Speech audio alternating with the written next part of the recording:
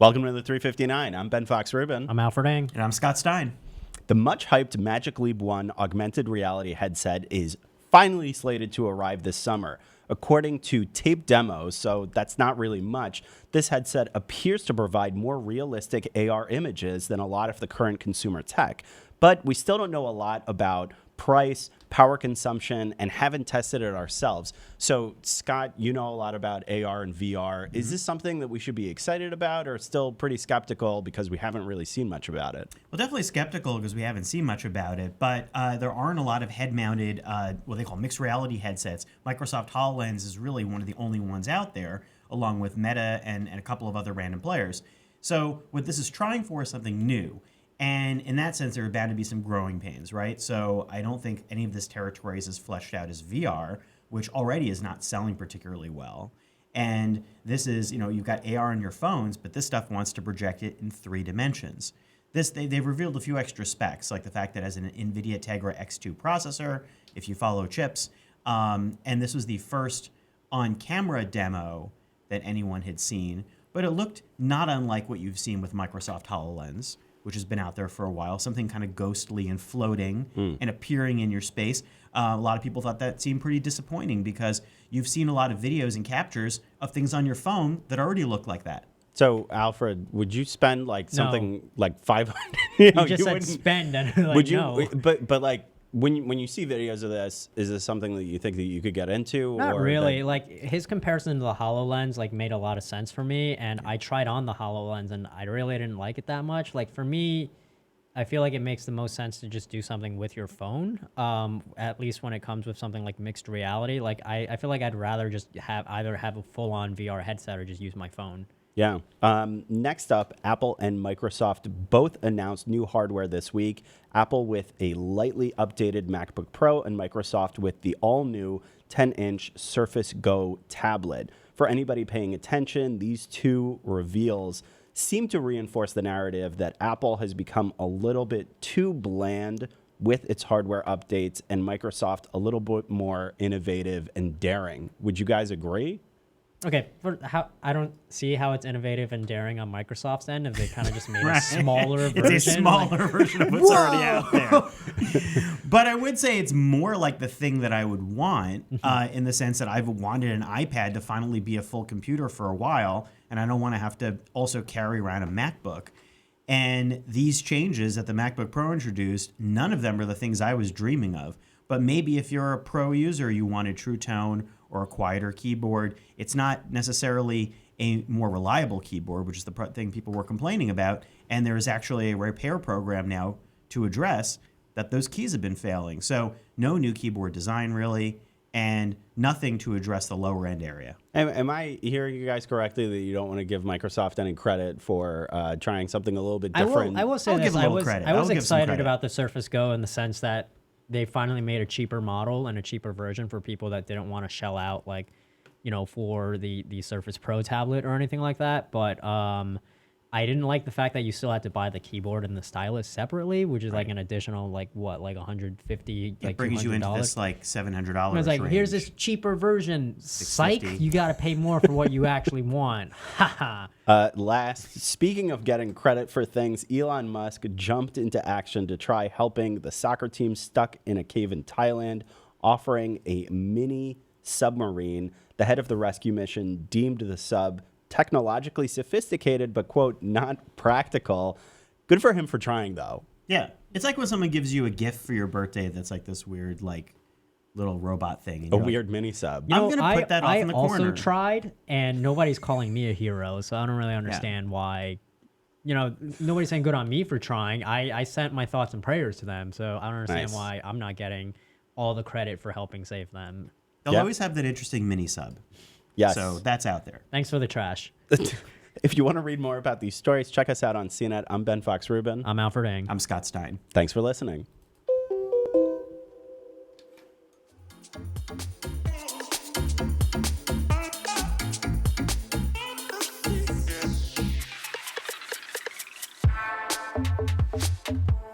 All right, welcome back, everybody. Thanks for joining us for the grand return of the 359 podcast. As always, you seem so excited. I'm trying to ramp up the energy here. That's high energy for Brian. It's the most amount of sleep I got last night. I got 4 whole hours of sleep. I feel good. Mazel tov. I'm going to get in the chat. I'm going to dig out your questions and comments so we can keep the conversation going. In the meantime, Scott, why does everybody care about Magic Leap 1 so much? Because I sure as hell don't. That is a super good question. I mean, not always. The last story I wrote about Magic Leap didn't really get all that much interest. But, for 4 years now, this thing has been building up nothing but hype, billions of dollars of investment. Google's been involved. A lot of big companies have invested. And partners like the NBA. Plus, they've just been, talking this up for a long time. They're based in Florida. So there's a lot of mystery. Ooh, Florida. There's a lot of mystery around it. But, you're right in that now. I think years ago, when this type of stuff did not exist at all, it seemed magical and new. Now there's a lot of stuff out there that's touching on that territory. HoloLens is years old, and also you have both iOS and Android doing a lot of AR things, which are gimmicky, but they're there for you to look at. Right, but I agree with Alfred's impression that if you already have your phone and you get more value from doing AR on your phone, why would you spend a ton more money to get this one headset, like the separate headset? It really does have to be cosmically better. And even then, where's the content going to come from? And when am I going to use it? I don't know. I don't see how this would fit into my life. But, look, 5 to 10 years from now, maybe I eat those words and we're all living in an AR world. I don't know. I think all these companies are trying to solve, all of them meaning, I think, all of them. Like, I think Apple, Microsoft, Google, a lot of the big Facebook are all trying to solve for this potential future from different directions, but all heading there. Like maybe some of them are looking at the phone and saying, oh, AR in your phone, and then we're going to slowly build towards something else. Or maybe it's we work out the kinks on a headset for 5 years. But what are you using it for and when is a huge question, and it's a big problem, and it's why VR has had a really hard time getting anyone to really care or buy it, is that it's an extra piece of tech. No matter how interesting the demo even is, it's something extra you got to get and do, which doesn't work with all the other stuff necessarily you already have. I ran out of air there in my answer. You did good. Sometimes I like breathing. Breathing is good. At the very end, my rant just... Other times I don't, and it's done with this. This just in, Elon Musk just tweeted that he's going to distribute oxygen masks, oxygen tanks to everybody in the United States. Is that something? He did not say that. What? Wait. Get out of here. To help with people breathing, for people who like to breathe. He must be a fan, Alfred. Elon. My work here is done. Good job. What a good guy. on Musk. Look, It's we were talking interesting- about this before the show. Do you want tech CEOs to be loud and obnoxious and tweet all the time and yell at people, or do you want them to be a little bit more staid and boring? So, and granted, I guess we have both. So Yeah, I think you have your Jean Legers, and then you have your, I don't know, other CEOs. that's all the CEOs I know. A room filled with 1 million So- John Legers. So I don't like how Musk tries to directly target reporters, which he has done before. But they're awful, so it's okay. Right, and they're filled with fake news. But, some things where he does try to engage with his, Musk lovers and, talk on The social Musketeers. medias. Yeah, his musketeers. So some of it is interesting, and it certainly, livens up things and makes him, presents him as the Tony Stark that he wants to be. So I think I want something right in the middle. It's just real human interaction where I don't want friends that are withdrawn and just staid and boring all the time. But I also don't want really over the top in your face friends who are always trying to say something thirsty. yeah, They gotta calm down and breathe I once want in a a while. just right tech billionaire. Can we get one of those? Yeah, I want the Goldilocks. I want a Goldilocks tech billionaire. I want the porridge to be right in the middle with a little soft, warm taste Sure. right in that spot. That's my CEO. Do we have questions? Of course we do. Let's go ahead and talk about VR AR, since we had already kind of kicked this off with the Magic Leap. Max Teff says, would it be worth it to get a Rift for $200, or is any VR really worth the money? I think this is the perfect opportunity to put Scott on the spot. Yeah. And just kind of give us the rundown of the Actually, current the new VR show. Scott on the show spot. is called.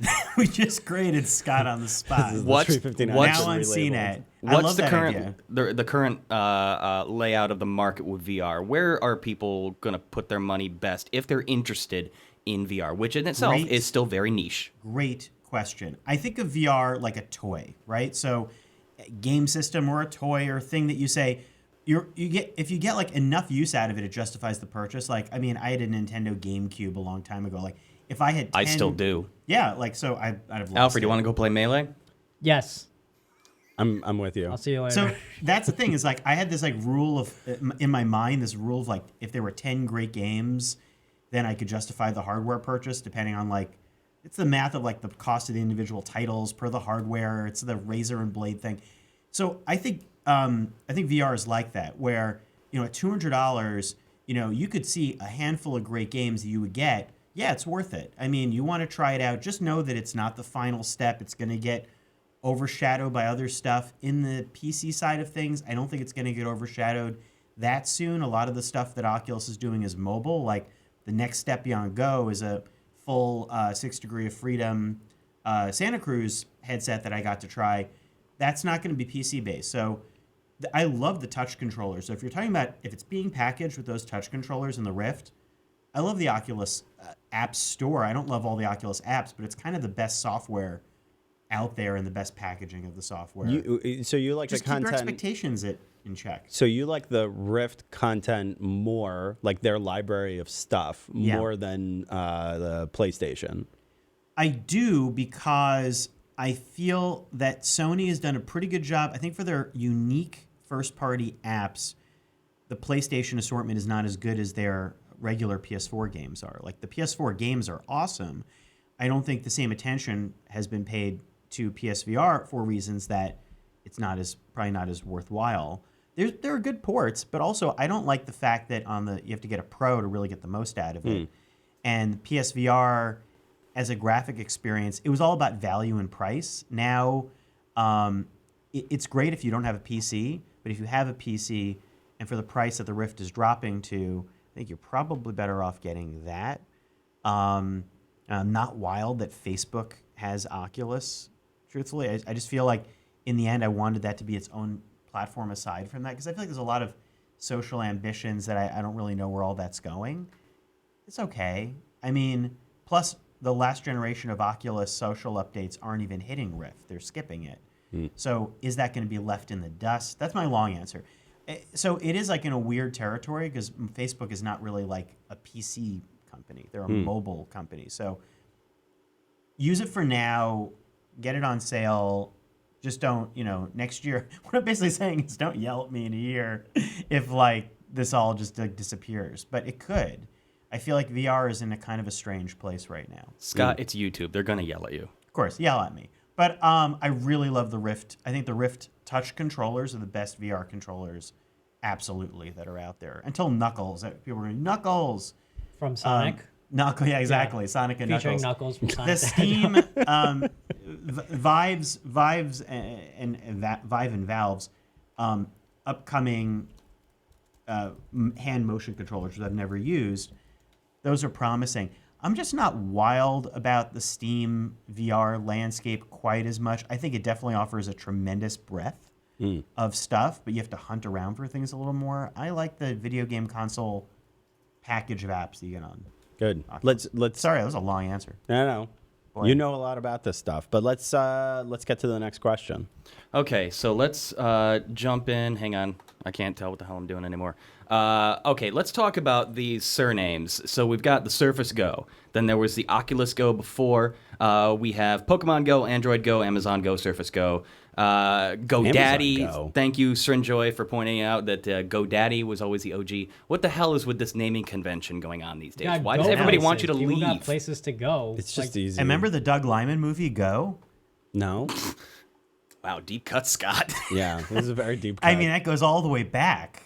That came ahead of its time. I mean, Sorry. like everybody Silence. everybody steals naming conventions. We all know that. all the pays. There was those are like the least creative names ever. There was Samsung Counter-Strike Pay. Go, CS:GO. Yeah. But the Go stood for like global offensive, so that's not. It's whatever. It is the hot term. I feel like, there are these terms that just come flying through, and the impression Go that I is get, the thing now. So the impression that I get is that all the tech companies hire the exact same marketing agency. It's this really cool guy with slick back hair. He has an amazing pitch, and he's like, guys, just use Go. Just use Go. It'll sell out. He comes with a stop sign that Right. he took off the street. And is like, People don't like this. No. People don't like stop, but they like Go. it's the Don Draper. He's like, we're always trying to stop. Right. We're in motion. Right. Go. And they're like, that's exactly it. Here's We're $1 going. We're million. going. The The carousel, memories. I do think it's a play for mobile too, that like everyone wants to be mobile. So things that are not necessarily mobile, like a Surface, Microsoft doesn't really have a phone that Not anymore. right. So this can seem mobile. So I think same thing with Oculus, wasn't VR the Surface headset. like mobile. always mobile though? Like, It was. It was always. Yeah. It was always like, mobile. It was a tablet, That's why. just That's like a why it was so tablet weird is. to me. It was like, oh, this is the Surface that you'll be able to travel with, as opposed to these other ones. the home ones. It was just like, what do you mean? Like this one is the Go version? Like it doesn't make any Well, sense. like Oculus Go, yeah, they really want you to like be encouraged to travel freely. And then there's this new with like this. search engine website, like Google or something like that. I don't Google. know. It's so weird. Yeah, Go Yeah. Ogle. What you did there, I saw it. I loved it. Let's take a question from live stream for the first time because I'm trying to branch out here. Well done. I'm Reed. on Twitch. We have Go no Ogle. questions on Go Twitch. Ogle. I'm That getting there. really I'm does do getting that, there. doesn't Come on. it? I never thought of it as Go Ogle. Let Brian talk. Sorry. From Rita Lovett. How about other computer eyewear? What else can we see coming in the form of wearable PC? Yo, the Snapchat spectacles, yo. Yes. Yeah, everybody More on forgot that about to them. come. That never fit my glasses. Apparently, Snap's working on some AR things. So what can we expect? I would say these things always come in waves. So when you see something emerge, it's like the early days of smartwatches. I feel like everybody's working on something like this, and it's only a matter of time before the multi-year project everyone's working on emerges.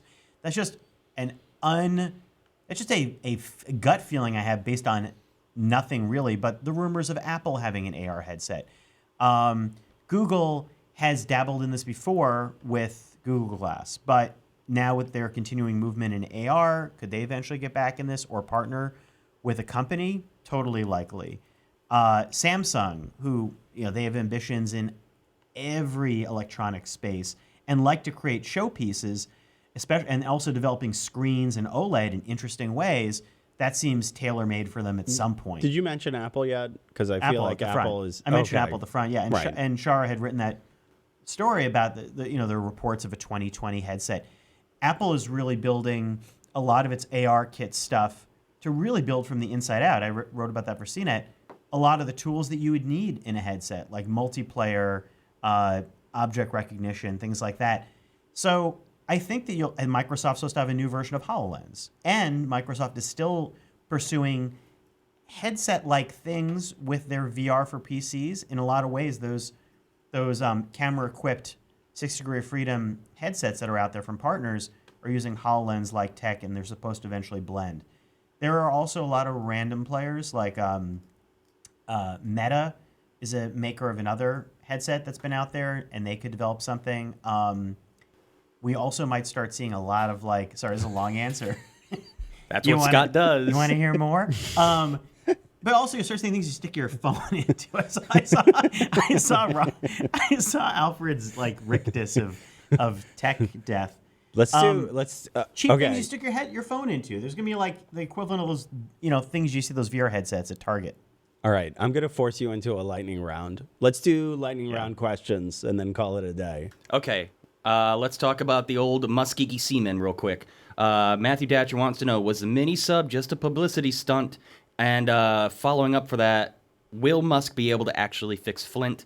And I want to branch off of that and ask, what the hell is Musk going to do next?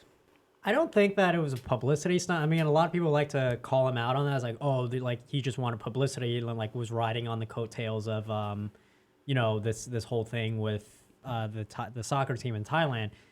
Elon Musk doesn't need publicity, dude. Like this guy, like he can tweet out that he wants a cyborg dragon, and like everyone is writing about that. Like the guy doesn't need publicity. I think he was genuinely like trying to help. Was it actually helpful? Was it completely useless? Yes. You know what? I thought it was pretty thirsty, but you make a very good point. The dude does not need publicity, yo. He comes up with a boring company flamethrower, and people have been writing about it for weeks. My point is, like, I think that, like, in this scenario, though, it makes no sense for him to, like, just, like, throw himself in there. It's like, and then, like, he shows these videos, like, we're testing out this submarine in this, like, swimming pool. Like, check out these divers that we have. And it's just like, why are you doing this? This doesn't help at all, dude. Like, you're not. It's really just like, check out this cool thing I'm doing on the side. By the way, oh, it didn't help. I mean, whatever. It would have been pretty cool if it did, because a lot of those soccer team kids were very bad swimmers, and thank God they all got out. But I will say, in the lightning round, like the ability, we're in an era, okay, where let's just say in general, to pronounce things all of a sudden, if you have power, can generate a lot of interest and a lot of activity all across different channels. That's a messy situation everywhere in lots of different ways. So if you're in a position of great power like he is, enthusiasm might be there, but I'd rather some thought go into, just have it be as well planned and executed as possible. To broadcast the intention. It's just like, where do things end up going? I obviously, Flint, sure, that's great. Would love to have that happen. Just want to see that happen.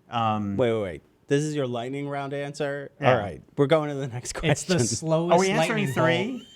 I don't know. We're going to do next lightning round. I just want to point out we do have questions on Twitch. We do. Oh, we do? Yeah. Nice. One asking if there's ever going to be a new Counter-Strike. There probably will be. It will probably take a while. There was like a long gap between the original Counter-Strike and like CS:GO, and even between that there was like, I think it was like Counter-Strike Source that like not that many people played. Way to be on brand, Twitch asker. Sure, they'll make one. Yeah, there's probably a new Counter-Strike. There's a new everything. Twitch viewers, you're allowed to ask questions that don't directly relate to I know nothing games. about the next Counter-Strike, Well, but I that's feel why we have Alfred here. Yeah. But when I is only play 2 games. When is Counter-Strike Brawl coming out? everything gets remade? Yeah. Sooner or later by fans or whatever else. Like AAM came back as like a developer project. I'm still waiting for Vine to come back. You can just Aren't make we all? 6-second videos on your own. Nah. Thing. Brian, are we good, or more questions? Let's take one more for the road. This one's a little off topic, but I actually thought this is really good and we could provide some really fantastic advice. Max Teff on YouTube wants to know, is there any foolproof way to easily tell if something is refurbished or if it's actually legit or just some kind of bizarre marketing tool? How That do you is a tell good if something question. is officially refurbished or if it's just, secondhand trash? It's usually the packaging, isn't it? I mean, like, it's pretty hard to remanufacture the packaging, especially if you're getting it off of like an off-brand site. I mean, if you're buying a mini sub from Thailand, though, I'm pretty sure it's unused. But it's not technically it's not new, but like it's never been used, so it might be refurbished. I don't know. Also, just one other thing is you just buy directly from the manufacturer. That's another way considering, and they will always tell you if it is or isn't refurbished. Yeah. You usually end up paying more, but then you know that it's new. Yeah, I think the answer is to go to as clear a source as possible for the refurbished stuff. I mean, I'm sure there are ways that I'm not aware of to be able to check some of that stuff out. I think it's really tough. Just know that the person who's promising it is as close to the actual source. Cool. Yeah. So that's it. We are out of time, but we are resuming our regularly scheduled programming starting Monday. So we'll be back on the weekday mornings to join you. Thanks for joining us on our new platform, Twitch. Most of you are already well aware of it, but it's new to us, so let's celebrate. When we come back, we'll be streaming on Vine Go, and Counter-Strike Battle Royale will be our next Let's Play. And who wants to take us out today? I'll do it. So the Scott on the Spot podcast is available on iTunes, TuneIn, Stitcher, FeedBurner, Google Play Music, Google Podcasts, the Amazon Echo, and of course, CNET.com. You can also subscribe, watch us, and join in on the conversation weekday mornings. I'm sorry, I read Wednesday mornings. Weekday mornings on CNET YouTube, live stream, Periscope, and Twitch. Thanks everybody for watching, and thanks for joining us, Scott. Hey, thank you. Bye-bye. Bye. Evil deterioration, yeah. I will be the one to set your heart free, true. Cleanse yourself with them evil spirits that's in you.